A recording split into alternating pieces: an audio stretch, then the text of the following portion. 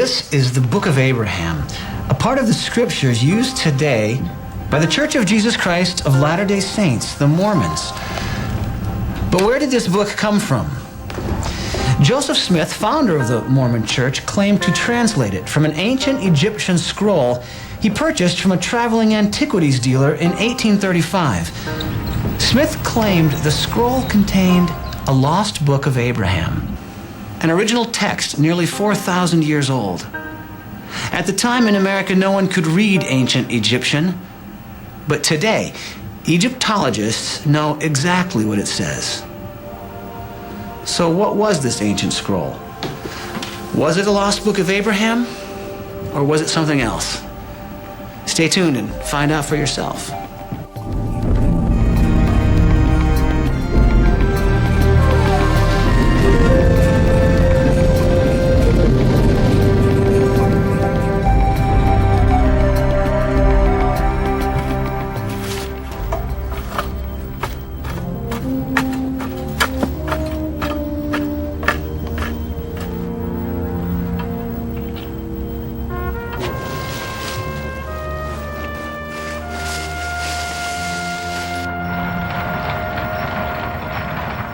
Imagine yourself here in Kirtland, Ohio in 1835. You're in the Western Reserve.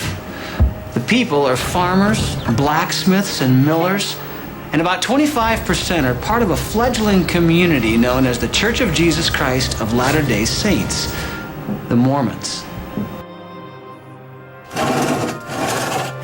Joseph Smith and his followers came to Kirtland in early 1831. And though the people are poor, they've begun construction on an elaborate new temple. Joseph was a young man, but he was able to inspire people, generate enthusiasm, and raise money. The temple was expensive and took a great sacrifice on the part of the people to build. But now Joseph needs to raise some more money. And what he wants to buy may surprise you.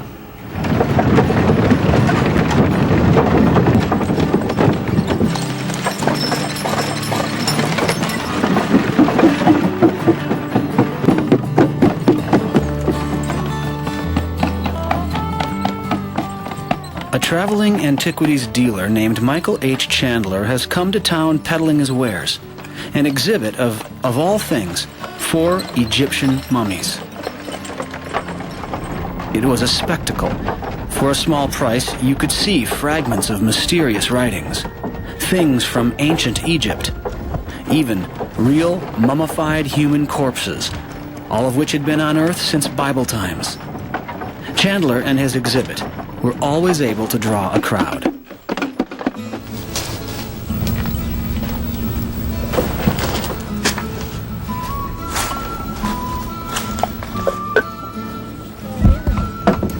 The 4 mummies were the main drawing card, but several prominent Brethren of the Mormon Church became even more intrigued by the scrolls with mysterious ancient writing, Egyptian writing. 5 years earlier, Joseph Smith, their prophet and leader, had published the Book of Mormon, a remarkable work in that Joseph said he had not actually authored the book, but rather he had translated it from the records of an ancient pre-Columbian civilization. Joseph said an angel appeared to him, an angel named Moroni, who presented Joseph with a set of gold plates. The plates were said to have been inscribed with a mysterious language called Reformed Egyptian. The story is that Joseph Smith translated the gold plates by the gift and power of God. But Joseph said he was required to return the plates to the angel after completing his translation, so they are not available for independent examination. When the Book of Mormon was published in 1830, it established Joseph Smith as a prophet and seer in the eyes of his followers.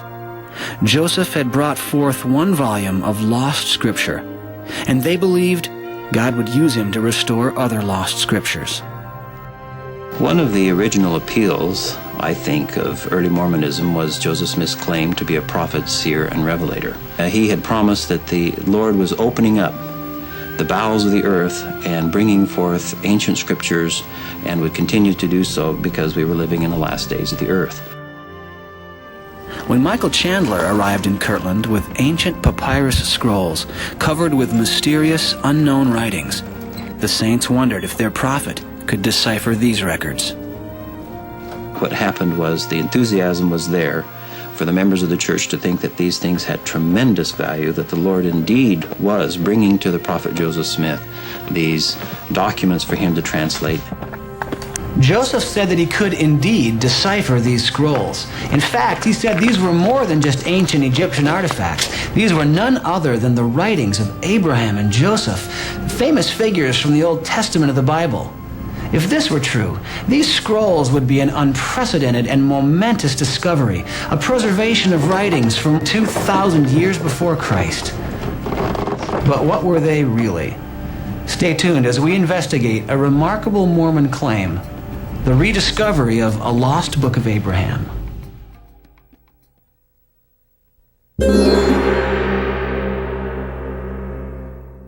The story begins in 1833 in the eastern United States, when a man named Michael Chandler was commissioned to sell a collection of ancient Egyptian antiquities. The collection included 11 mummies, 2 papyrus scrolls, and several scroll fragments.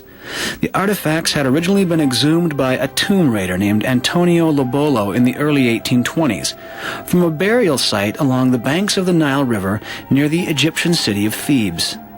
After Lobolo's death, his estate shipped the artifacts to New York City, hoping they could be sold for a profit.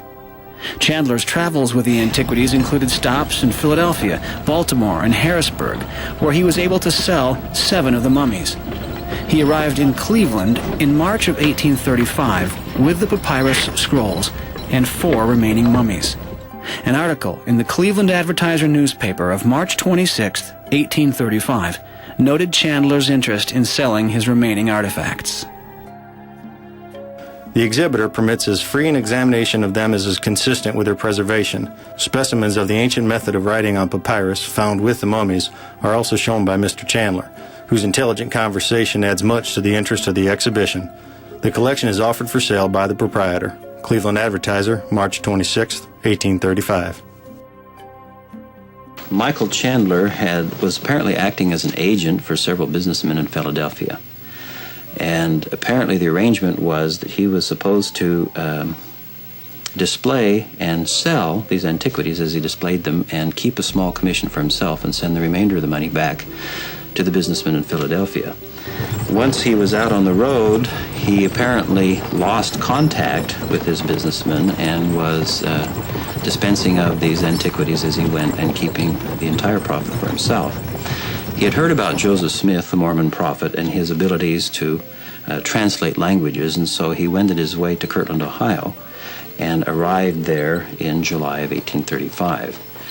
Chandler's arrival in Kirtland was described at the time by William W. Phelps, a member of the Mormon community, in a letter to his wife. 4 Egyptian mummies were brought here. There were 2 papyrus rolls besides some other ancient Egyptian writings with them. As no one could translate these writings, they were presented to President Smith. He soon knew what they were and said the rolls of papyrus, contained the sacred record of Joseph in Pharaoh's court in Egypt and the teachings of Father Abraham. God has so ordered it that these mummies and writings have been brought into the church. July 20, 1835.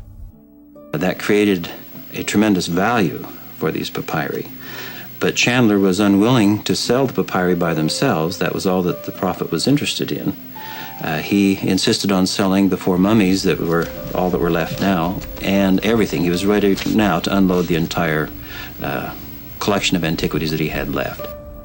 Remember, this is a movement that is sort of the religion of the book squared, because not only is it the religion of the book in the Old and New Testament, but the Book of Mormon as well. So there has to be a real concern about texts. Text.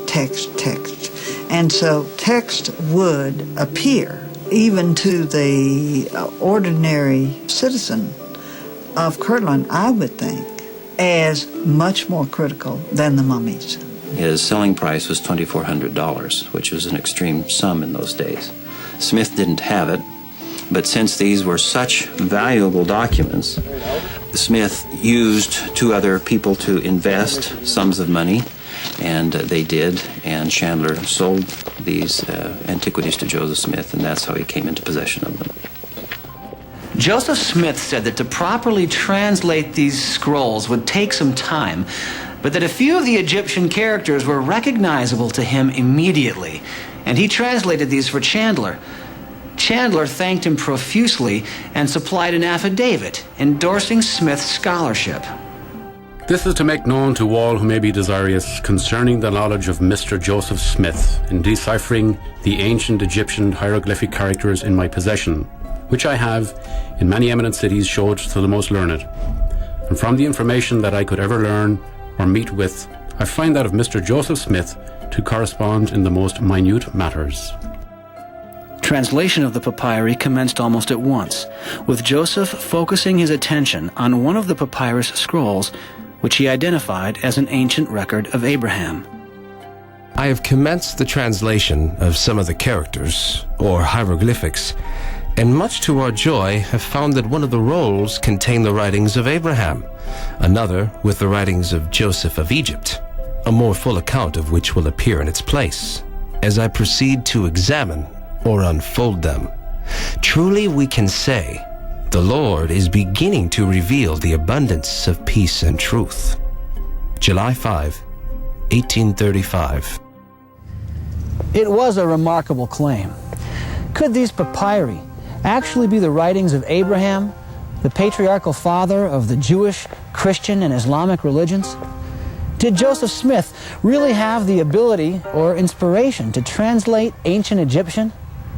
And could these scrolls be what Joseph Smith claimed they were?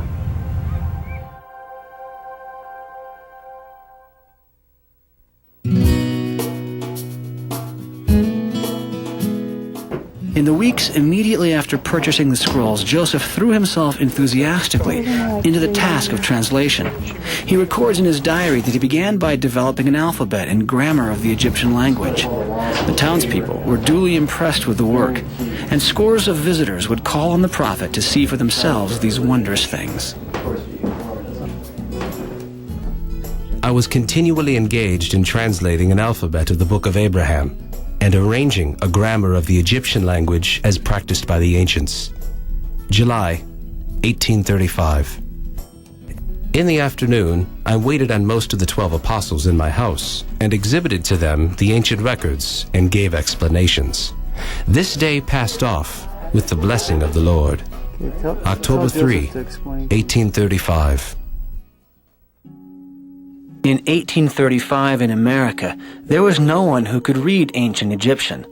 All knowledge of the language had been lost for centuries. Only recently had the French scholar Jean-François Champollion made a breakthrough in deciphering the ancient Egyptian language.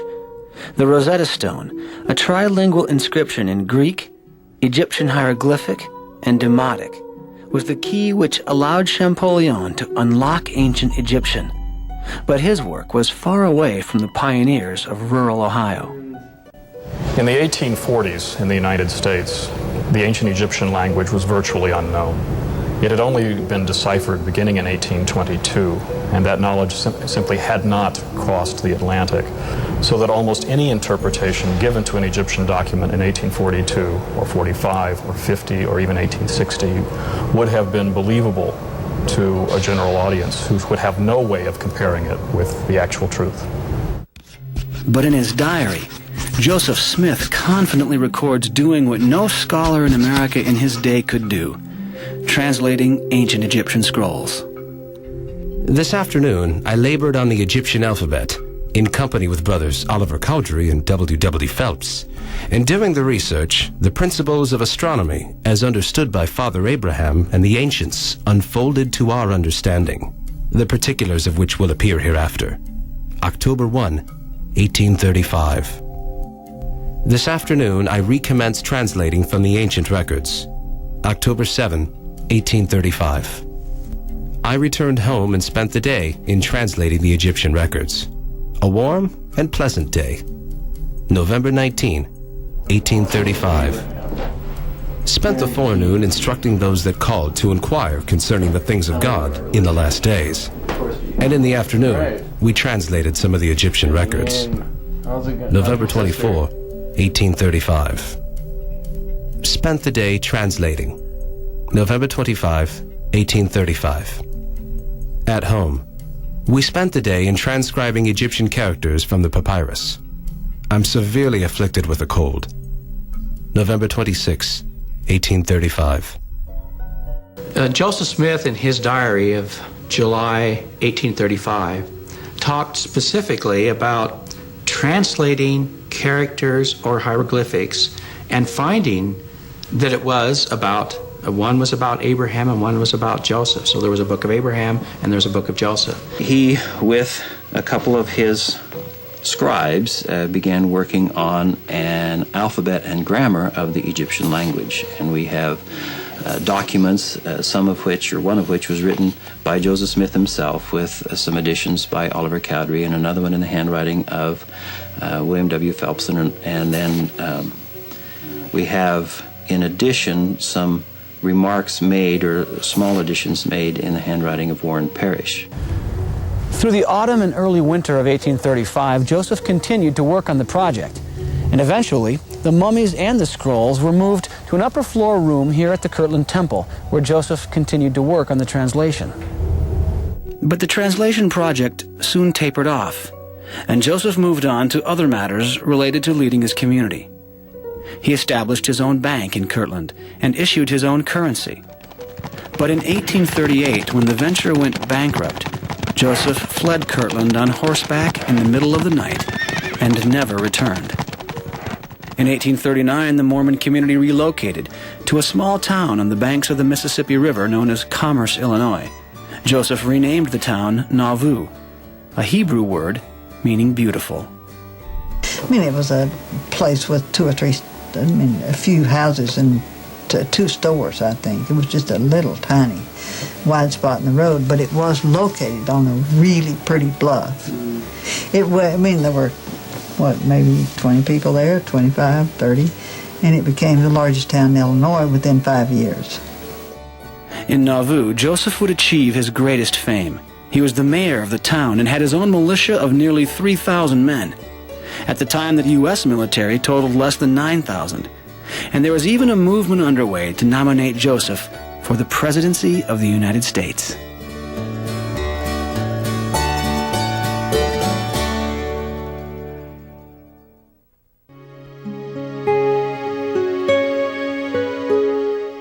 It was in Nauvoo that Joseph finally published his translation of the Abraham Scroll.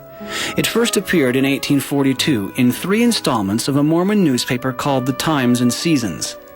It was called the Book of Abraham, and a note at the beginning introduced it as a translation of some ancient records that have fallen into our hands from the catacombs of Egypt, purporting to be the writings of Abraham while he was in Egypt, called the Book of Abraham, written by his own hand upon papyrus. Today, the Book of Abraham is included in a volume of Mormon scripture called the Pearl of Great Price.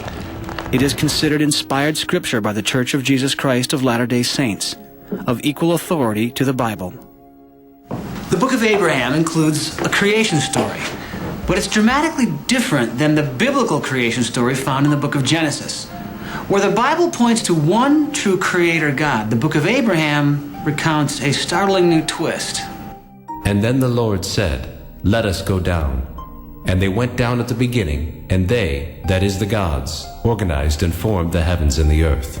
Book of Abraham, chapter 4, verse 1. And the gods said among themselves, "On the 7th time we will end our work, which we have counseled, and we will rest on the 7th time from all our work which we have counseled."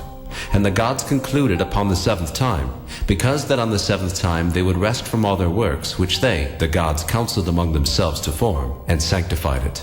And thus were their decisions at the time that they counseled among themselves to form the heavens and the earth. Book of Abraham, chapter 5, verses 2 and 3. Judaism and Christianity have always been monotheistic religions. There's one God. There's one Creator. And if he had a council, it was a council of created angelic beings that did his bidding by his sovereign authority. And the idea of equally co-eternal beings working with him on a group project is totally unprecedented in Jewish and Christian teaching. Joseph Smith announced that he would publish additional installments of his Book of Abraham, but he never did.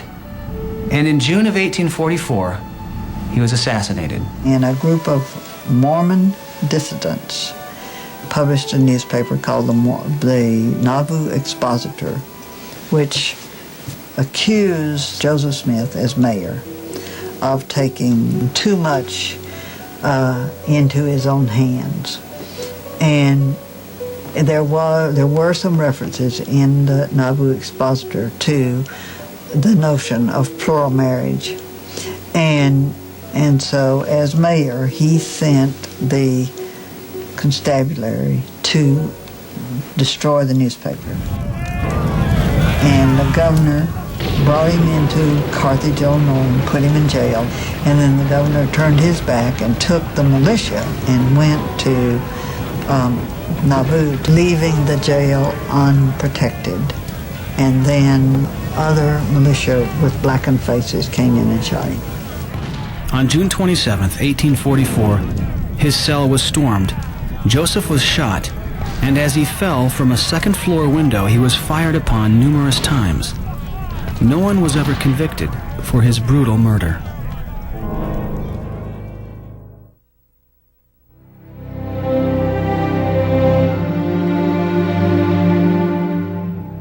In 1846, under the leadership of Brigham Young, the Mormons made their historic trek from Nauvoo to the Great Salt Lake Valley. At the time, this was isolated frontier territory, far from the jurisdiction of the U.S. government.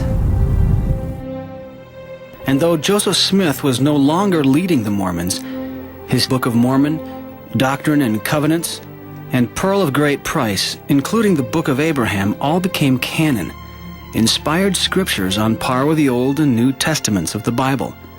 They are the basis for the unique theology of the Church of Jesus Christ Latter-day Saints to this day.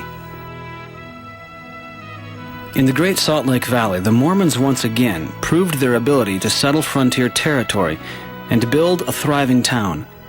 They began work on another temple, their greatest yet. But the scroll Joseph Smith had identified as a lost Book of Abraham remained in Illinois, in the possession of Joseph's mother, Lucy Mack Smith, and his widow, Emma.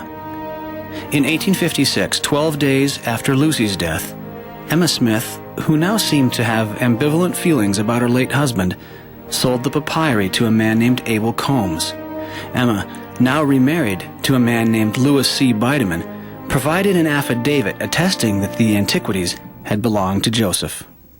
This certifies that we have sold to Mr. A. Combs 4 Egyptian mummies with the records of them.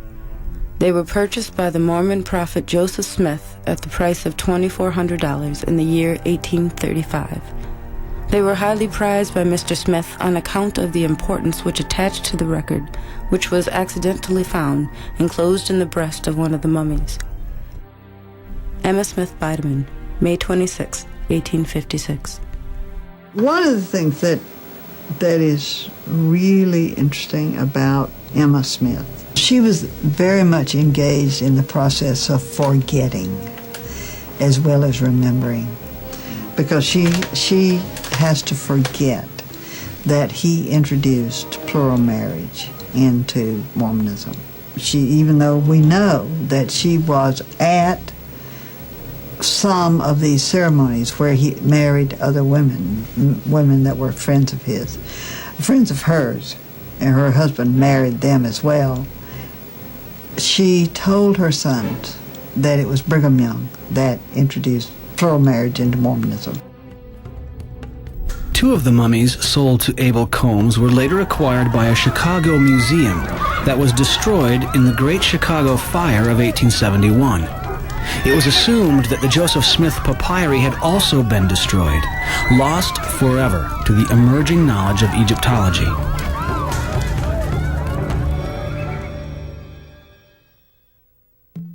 From early on, non-Mormons were dubious of Joseph's claim to have recovered a book written by Abraham 2,000 years before Christ and lost for nearly 4,000 years. A man named William West, who visited the Mormons in Kirtland and viewed Joseph Smith's Egyptian scrolls, expressed his doubts in an 1837 pamphlet. Is it possible that a record written by Abraham containing the most important revelations that God ever gave to man should be entirely lost by the tenacious Israelites and preserved by the unbelieving Egyptians, and by them embalmed and deposited in the catacombs with an Egyptian priest? I venture to say no. It is not possible. It is more likely that the records are Egyptian. In 1859, a French Egyptologist named Théodule de Verrier provided the first scholarly evaluation of the Book of Abraham. The focus of de Verrier's critique was 3 illustrations or facsimiles that Joseph Smith copied from the Egyptian scrolls and published as part of his Book of Abraham. Below each of the facsimiles, Joseph provided his explanations of their meanings. According to Joseph, facsimile 1 depicts an idolatrous priest about to slay Abraham on an altar.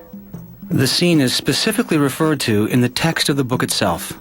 And it came to pass that the priests laid violence upon me, that they might slay me also, as they did those virgins upon this altar. And that you may have a knowledge of this altar, I will refer you to the representation at the commencement of this record. Book of Abraham, chapter 1, verse 12. But de Verrier noticed that there was something wrong with the pictures. They closely resembled scenes he had come across numerous times in common Egyptian burial documents. But Smith, according to de Verrier, had completely misidentified the characters and the scenes. In facsimile 1, Smith labeled the standing figure on the left as a priest, knife in hand, attempting to slay Abraham. In reality, said de Verrier, this is the Egyptian god Anubis, assisting the resurrection of a deceased Egyptian. Anubis was also drawn incorrectly. He should have been pictured with the head of a jackal, not the head of a man. The god Anubis, who should have a jackal's head, effecting the resurrection of Osiris. Théodule de Verrier, 1859. You would never imagine, as an Egyptologist, that the god, the black god on the left of this scene, had anything but a jackal's head. That's just normal. Joseph Smith had explained another of the illustrations in the Book of Abraham, called facsimile 3, as Abraham, seated on Pharaoh's throne, lecturing the royal court on matters of astronomy. But again, de Verrier said Joseph's explanation was completely wrong. Facsimile 3 was also a rendition of a common scene from Egyptian burial documents, depicting a deceased man being led into the presence of Osiris, the Egyptian god of the underworld. The deceased led by Mat into the presence of Osiris. His name is Horus, as may be seen in the prayer which is addressed to the divinities of the 4 cardinal points. Théodule de Verrier, 1859. Joseph said the characters above the man's hand identify him as Shulam. In actuality, the hieroglyphics give his name, Horus. There is no mention of Shulam at all. De Verrier's initial analysis of facsimile 3 is accurate. It is the result of the judgment scene in which the deceased Horus is being brought into the presence of Osiris. In the year 1912, Franklin S. Spaulding, the Episcopal Bishop of Utah, brought a new round of scrutiny to the Book of Abraham when he asked 8 noted scholars of Egyptology to evaluate the 3 facsimiles. To a man, they agreed that Joseph's explanations were erroneous. It is difficult to deal seriously with Joseph Smith's impudent fraud. Smith has turned the goddess Isis into a king, and Osiris into Abraham. A.H. Sayce, Oxford University. These 3 facsimiles of Egyptian documents in the Pearl of Great Price depict the most common objects in the mortuary religion of Egypt. Joseph Smith's interpretation of them as part of a unique revelation through Abraham, therefore, very clearly demonstrates that he was totally unacquainted with the significance of these documents and absolutely ignorant of the simplest facts of Egyptian writing and civilization. Dr. James H. Breasted, University of Chicago. The Egyptian papyrus, which Smith declared to be the Book of Abraham and translated or explained in his fantastical way, and of which 3 specimens are published in the Pearl of Great Price, of parts of the well-known Book of the Dead. And although the reproductions are very bad, one can easily recognize these familiar scenes. Dr. Eduard Meyer, University of Berlin. The New York Times took note of Spalding's findings and issued a blistering 2-page exposé on the Book of Abraham in its December 29, 1912 edition. The Mormon Church could not remain silent in the face of this withering attack on the credibility of Joseph Smith and the Book of Abraham. It offered assurances to the faithful in a 1913 article in its monthly magazine, The Improvement Era. The author, Professor John Henry Evans, argued that it wasn't fair to judge the credibility of Joseph's book by only reviewing the reproduced facsimiles. Evans insisted that to do any reasonable critique would require access to the original documents themselves. Now, as a matter of fact, the hieroglyphics submitted to the scholars constitute less than 1/7 the Book of Abraham, and that only an accompaniment of the text. The question therefore becomes, is anyone justified in drawing a conclusion respecting an entire manuscript from a statement which was made with respect to only a very small part of that manuscript, before they would be warranted in saying that the entire Book of Abraham was not properly translated?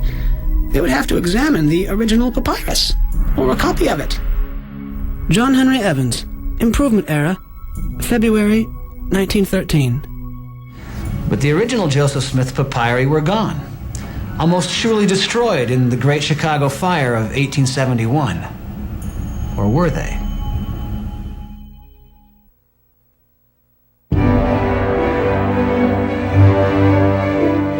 But in the spring of 1966, a dramatic discovery was made right here in New York at the Metropolitan Museum of Art. Dr. Aziz Atiyah, a professor of Arabic studies from the University of Utah, was here doing research when he was approached by the curator of the museum's Department of Egyptian Antiquities, Dr. Henry G. Fisher. Fisher made a startling announcement. The museum had in its archives 11 papyrus fragments that had once belonged to Joseph Smith. Fisher didn't know how the Mormon church leaders would respond to this news, and he was looking for an intermediary. He wondered if Dr. Atiyah, a respected non-Mormon from Salt Lake City, could ask the Mormon church leaders if they would be interested in acquiring the papyri. Negotiations between the Metropolitan Museum and the Mormon Church proceeded, and on November 27, 1967, the museum presented the ancient scrolls to the church. An article in the Deseret News of Salt Lake City announced the gift of 11 papyrus fragments, long believed to have been destroyed in the Chicago Fire of 1871. With the papyri was the original 1856 letter signed by the Mormon prophet's widow, Emma Smith, certifying that the documents had belonged to Joseph Smith. But did these 11 papyrus fragments include the scroll Joseph identified as a lost book of Abraham? If so, there would finally be an opportunity to vindicate his miraculous claim of discovering and translating a document from the father of Judaism, Christianity, and Islam. Of course, there was also the possibility of undermining that claim. The saints waited expectantly and held their breath.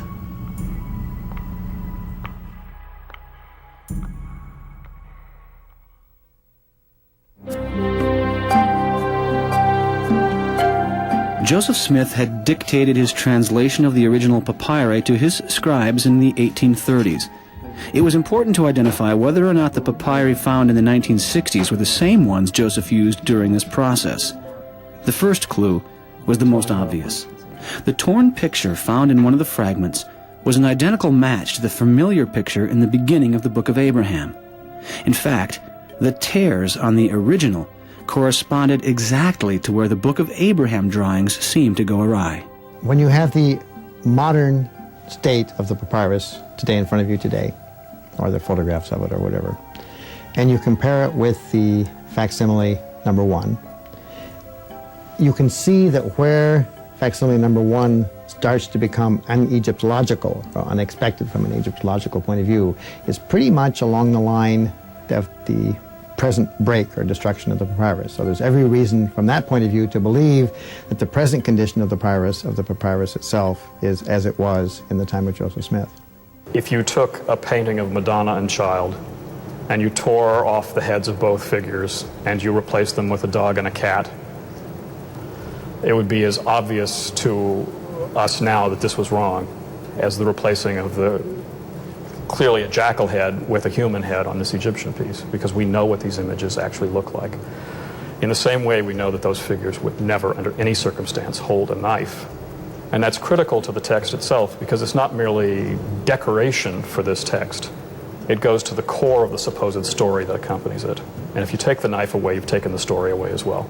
And clearly the knife had no reason to be there. The Book of Abraham itself mentions that this scene appeared at the commencement of the record. In other words, at the beginning of the scroll. Egyptian reads from right to left. And Joseph Smith, who was at the time studying Hebrew, which also reads from right to left, must have surmised this. It seemed certain that this piece was the beginning of the scroll used by Joseph Smith. Then another discovery. A sequence of characters on a second piece of papyrus matched exactly a string of characters written in the left column of the translation manuscripts.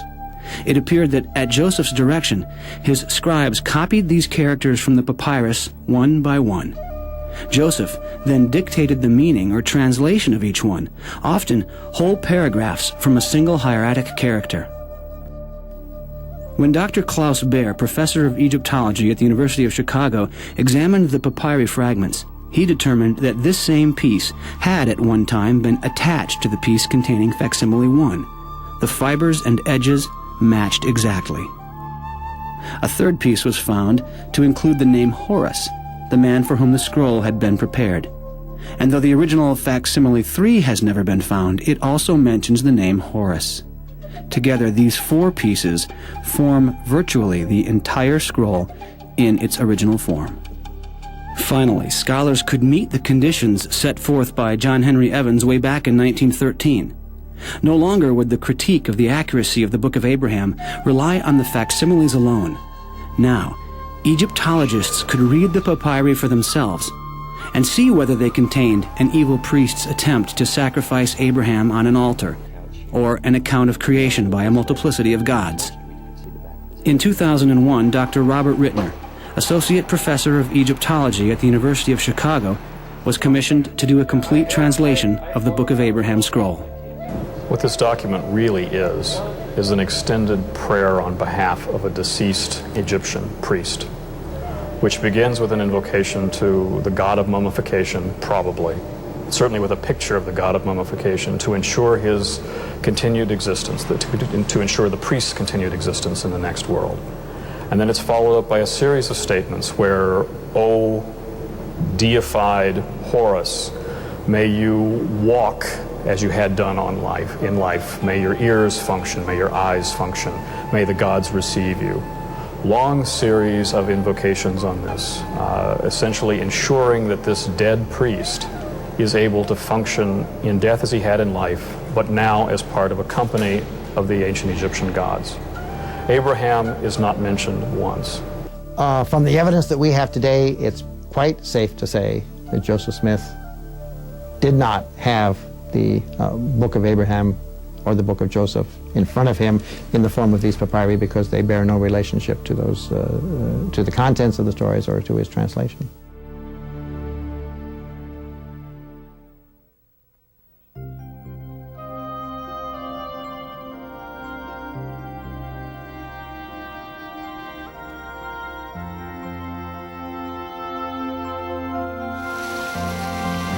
We wanted to get an official Mormon explanation of how the Church today understands the Book of Abraham.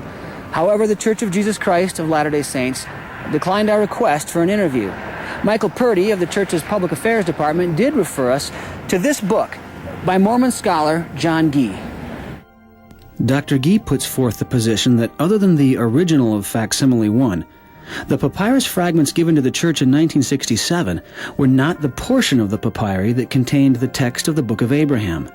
He claims the scroll Joseph used was originally 10 feet long, and that there was a large section that is now missing, which may have contained the lost book.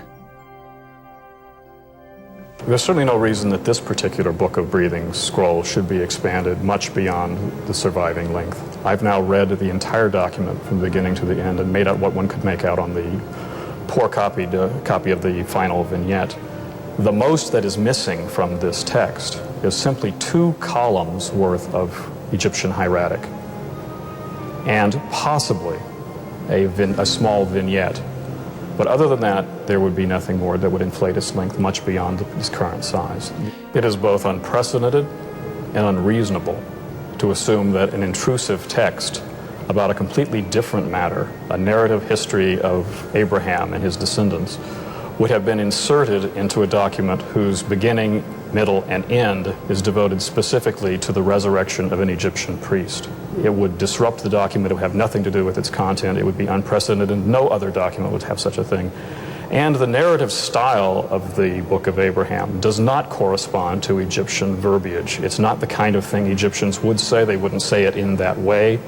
And it certainly would never appear in such a context as this. It couldn't possibly be more out of place.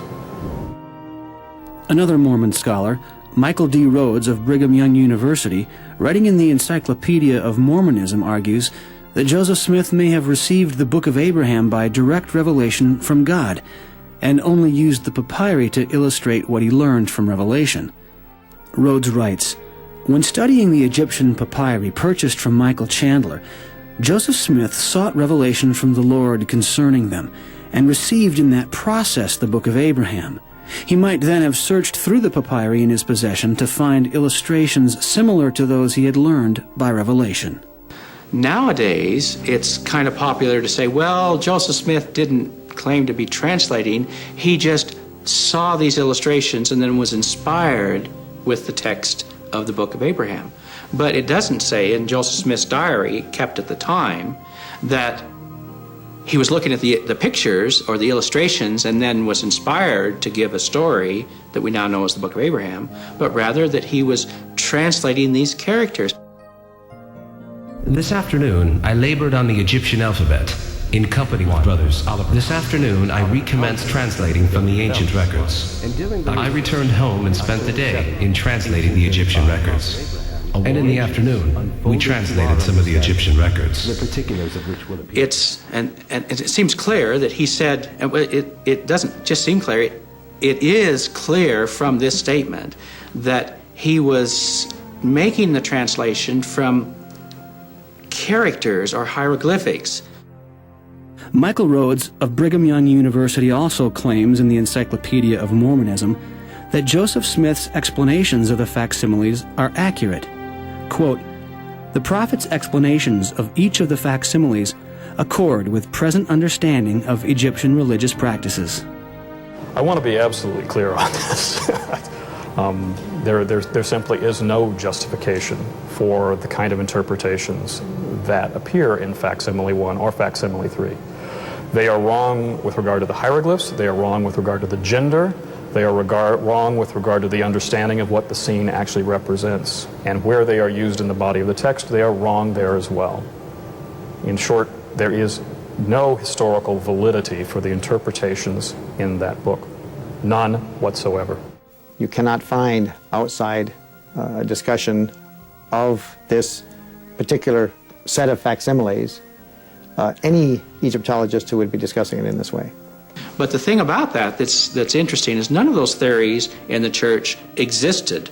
No one ever talked about them. No one ever even thought about them until after, that is the post-November 1967 time period, and where people are coming up with new explanations.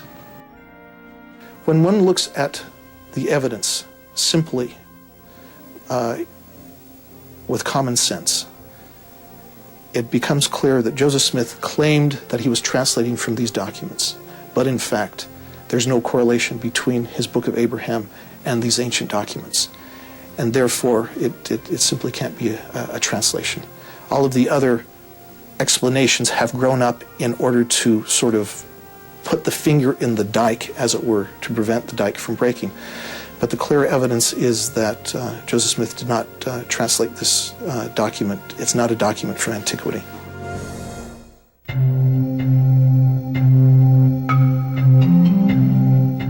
The Foundation for Ancient Research and Mormon Studies, FARMS, here at Brigham Young University, specializes in the defense of the Mormon Scriptures.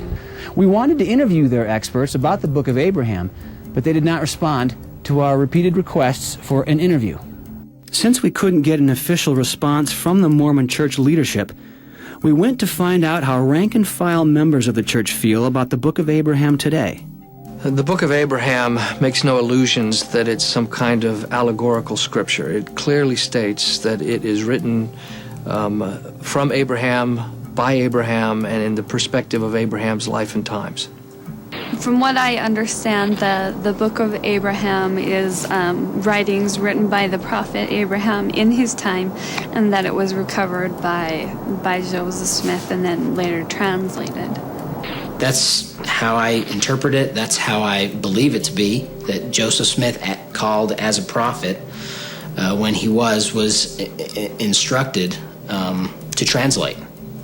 And in this case, the Book of Abraham were, direct words from Abraham translated by the prophet Joseph Smith so that we could gain knowledge that we didn't previously have.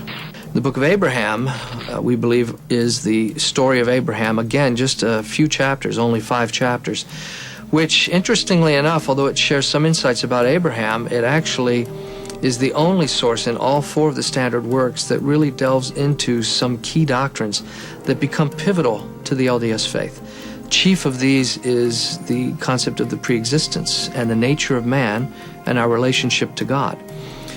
Many of these things, of course, are hinted at in other of the standard works, but I would say the Book of Abraham nails it the best and makes it the clearest and is most easily understood. I know that there is a lot of evidence both ways, that can go both ways, as there is about a lot of things about cancer research. This causes cancer, this doesn't. And I know that it can be confusing. But I think that what it boils down to is asking God for yourself and praying about it and studying it out, because that's what Heavenly Father wants us to do, is not merely for us to ask, but to study it out and to work and show Him that we really want to know. I don't know the history of how the Book of Abraham came into the hands of Joseph Smith.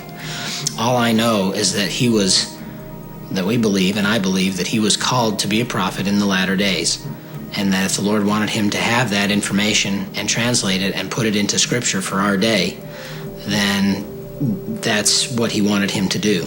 Well, I think you should always question. I don't think God expects us not to question. Yes, we should question and eventually, ultimately, question God, but also do our own research, because God gave us our minds for a reason, and come to some conclusions and ask Him, hey, I think this, am I right? And He does answer us. I know He does, so.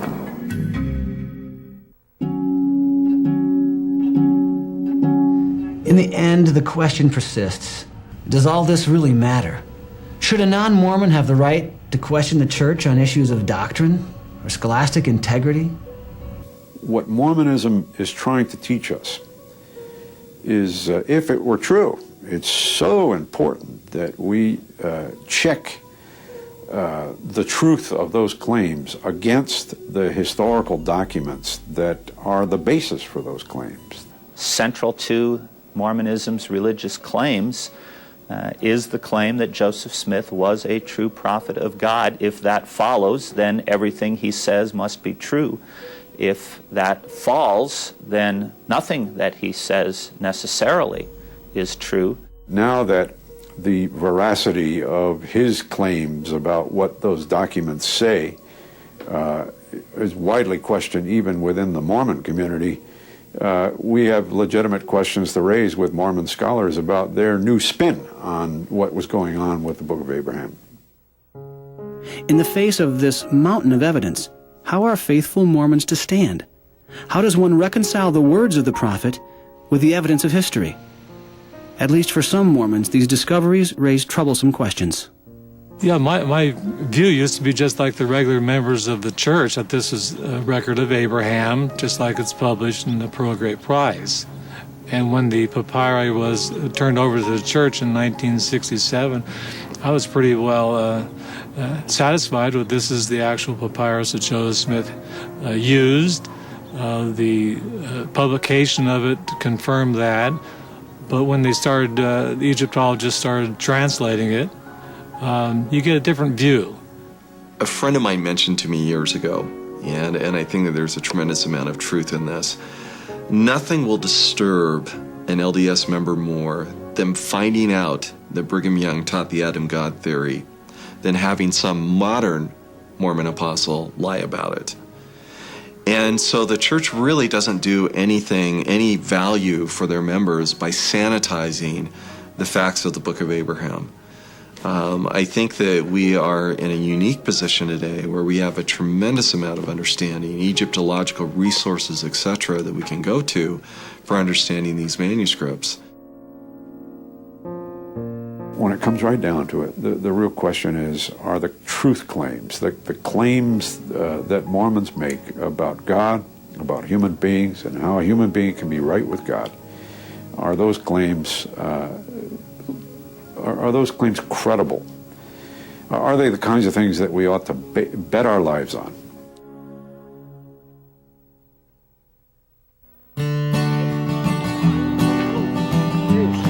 Gary and Sarah Webb live in Draper, Utah with their 2 young children. Both were lifelong members of the Mormon Church. Gary was heading into his senior year at BYU when he came to a life-changing conclusion. I even remember the spot. When I came to the conclusion that the faith of my childhood was untrue. I remember I was outside just sitting on a lawn in the summertime reading the book about the Book of Abraham, and the evidence was so overwhelming. There was no place for doubt, or this is anti-Mormon, or this is just something somebody fudged together. It was very clear and well documented. It really became the final straw for me, and I realized that I wasn't going to spend the rest of my life pretending to believe something that wasn't true. And I think I realized that I was going to have to make some changes that were not going to be easy. That it was a really difficult time for us, and but we've gotten past the anger and into discovering more about the truth instead of lies that we were stuck in for a while.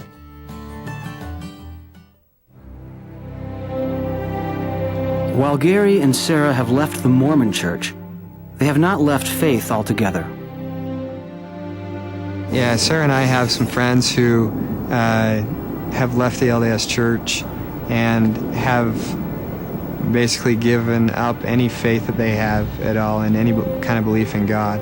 And that's kind of sad for us, because although it's easy to understand, because once you've put your faith and trust in something for so long, and then you find out that that your beliefs are not verified, but rather that they're unfounded, it can make it difficult to trust again, and that's kind of like throwing out the baby with the bathwater and saying, well, if the LDS Church isn't true, then the Bible isn't true, and there's no Jesus Christ and no God, and all these things are not one and the same. So.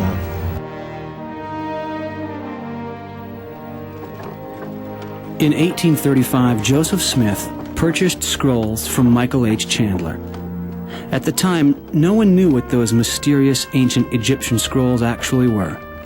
No one in America could read the text or had seen anything of the sort before. But Joseph Smith claimed that he could read them, that he could translate them. I have commenced the translation of some of the characters or hieroglyphics, and much to our joy, have found that one of the rolls contain the writings of Abraham. The evidence against the authenticity of the Book of Abraham cannot help but raise questions about Joseph Smith's other translations, such as the more foundational Book of Mormon. For some, since Joseph's translation of the Book of Abraham, which can be tested, has been found to lack credibility, then how can we accept his translation of the Book of Mormon, which cannot be tested? Scholars have never had the opportunity to examine those originals. And since the gold plates were returned to the angel Moroni, apparently They never will.